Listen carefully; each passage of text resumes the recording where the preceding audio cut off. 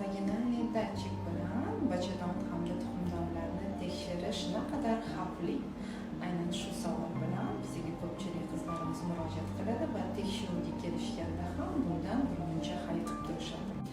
Aslida esa aynan ushbu tekshiruv usuli mutlaqo bezarar hisoblanadi, chunki aynan transvaginal datchigimiz matka hamda predatkalarni ko'rish uchun ma'lum miqdordagi chastotada ishlaydi. Transvaginal tekshiruv usulida datchigimizning boshlang'ich 1-1,5 santimetr qismdagi mutlaqo kichik qismigina o'sha bachadon o'ynak yo'liga kiritiladi hamda tekshiruv olib boriladi.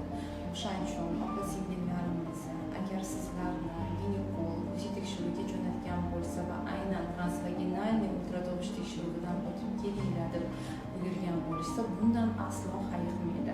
Sababi bu bezarar usul hisoblanadi va hech qanday sizning sog'lig'ingizga zarar keltirmaydi.